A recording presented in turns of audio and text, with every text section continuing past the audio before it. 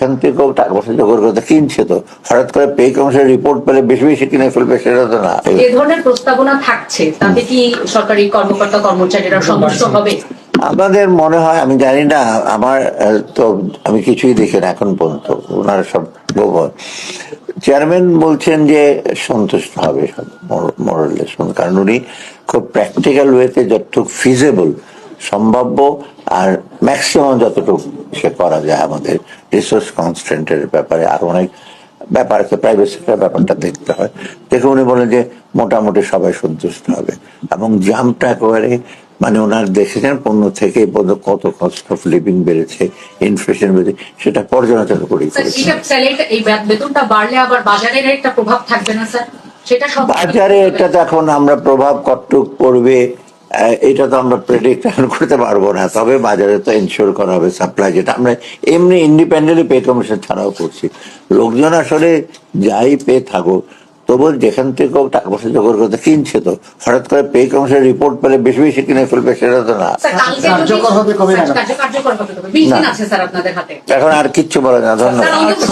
Sir আমার একটা ছোট প্রশ্ন, সেটা হচ্ছে স্যার এই যে স্যার টাকাটা যদি বেড়ে যায় স্যার, এটা কি পরবর্তী সরকারের উপর স্যার একটা বার্ডেন হবে কি স্যার? যেটাই হিসাবে পরবর্তী সরকার কি করবে, পরবর্তী সরকারের ডেফিনেটলি দায়িত্ব নিতে হবে, তো আমরা যেটা এসব বলে যাবো বা ইসে করে যাবো, শুরু করবো বা ইসে করে এটা কিছুই বলবো না।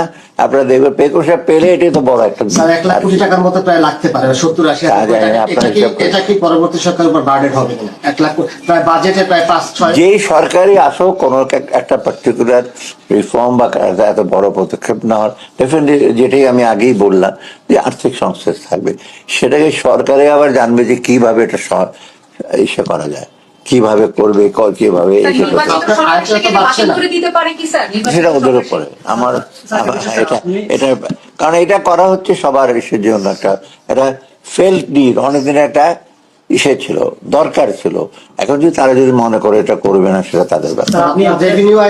বছরে 1 লাখ কোটি টাকা বাড়ছে না, কিভাবে এটা সংস্থা হবে? না, আমি এগুলো বলবো না, সংসদে বলেই ফেলা হলো সব। স্যার আপনি তো শুরু করেছেন, উদ্যোগটা নিয়েছিলেন স্যার, আপনার হাতেই কি এটা শুরু হয়ে যাবে? এটা একটু বলেন স্যার, আপনি তো উদ্যোগটা রিপোর্ট দিচ্ছে, এটাই তো একটা প্রথম পদক্ষেপ।